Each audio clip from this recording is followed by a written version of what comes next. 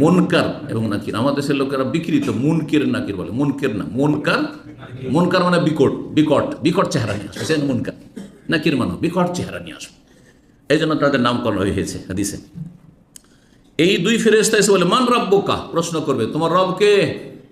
হ্যাঁ, তুমি আল্লাহর প্রতি বিশ্বাসী ছিলে? ফায়াকুল, যদি মুমিন মুসলিম রব্বি আল্লাহ। ফায়াকুলান মা দীনুকা, তোমার দিন কি ছিল, ধর্ম কি ছিল? ফায়াকুলু দীনুল ইসলাম। ফায়াকুলান, ফেরেশতা জিজ্ঞেস করে মা হাযার রাজুল আল্লাযী বুইসা ফীকুম, উনি কে যাকে পাঠানো হয়েছিল তোমাদের উদ্দেশ্যে? উনি কোনো ফেমাস ব্যক্তি যদি হয়, প্রসিদ্ধ ব্যক্তি হয়, বিখ্যাত ব্যক্তি হয়, তাহলে উনি বললে বুঝে নেই মানুষ, আপনার কথা প্রসঙ্গে বুঝে নেবে।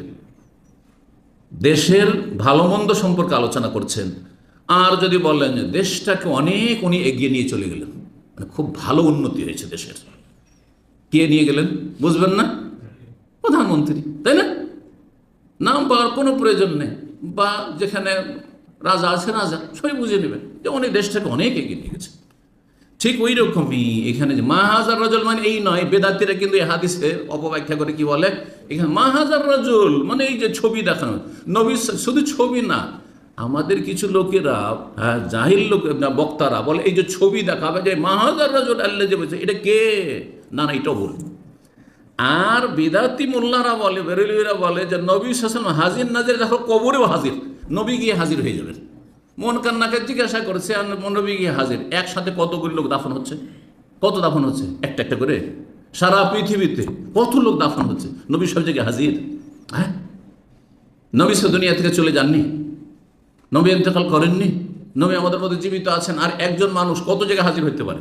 আমাদের যারা মিলাদ করে আর বলে যে নবী তশরিফ নিয়ে এসছেন, সেই জন্য দাঁড়িয়ে যাও, তোমরা কিয়াম করো, দাঁড়িয়ে যাও। তাহলে একসাথে আমাদের কত জলসা, কত মিলাদ, কত মাহফিল হচ্ছে, কত জায়গায় একসাথে হাজির, কত গুমরাহি এগুলো দেখেন তো। তো এরা এই গুমরাহ পথভ্রষ্টরা বলে যে নবী সাল্লাল্লাহু আলাইহি ওয়াসাল্লাম কবরে গিয়ে হাজির হয়ে যান, নাউজুবিল্লাহ। না, মোটেই না। ফায়াকুলু, তখন মুমিন মুসলিম হলে বলে হুয়া রাসূলুল্লাহ, তিনি তো রাসূলুল্লাহ সাল্লাল্লাহু আলাইহি ওয়াসাল্লাম, জানি, তার প্রতি ঈমান নিয়ে এসেছি। ফায়াকুলান, তখন জিজ্ঞাসা করে 4 নম্বর প্রশ্ন, ওমাইদুরিকে তুমি জানলে কি করে? আরে এসব প্রশ্ন উত্তর দিতে পারলে কি করে তুমি? ফায়াকুলু, তখন বলে কারাতু কিতাবাল্লাহ ফাআমানতু বিহি ওয়াসাদ্দাকতু, আল্লাহর কিতাব পড়েছিলাম, ইসলাম সম্পর্কে আমি জ্ঞান অর্জন করেছিলাম, আর তারপরে আমি জানি, বিশ্বাসও করেছি, ঈমান নিয়ে এসে বিশ্বাস করেছি। আল্লাহ রাব্বুল আলামিনের পক্ষ থেকে ফেরেশতারা আকাশ থেকে ডাক, ফায়ুনাদি মুনাদি মিনাস সামা, আকাশ থেকে ফেরেশতা ডাক দেবেন, আন কাদ সাদাকা, মানে আল্লাহর ডাক, সেটি আল্লাহর পক্ষ থেকে ডাক দেওয়া হবে, আন কাদ সাদাকা আবদি, আমার বান্দা সত্য বলেছে, আল্লাহ ডাক। ফাফরেশু মিনাল জান্নাহ, জান্নাতের বিছানা বিছিয়ে দাও তার জন্য, মুমিন ব্যক্তির জন্য জান্নাতের বিছানা বিছিয়ে দাও। ওয়াফতাহু লাহু বাবান ইলাল জান্নাহ, জান্নাতের দরজা খুলে দাও। ওয়া আলবিসুহু মিনাল জান্নাহ, জান্নাতের পোশাক পরিয়ে দাও।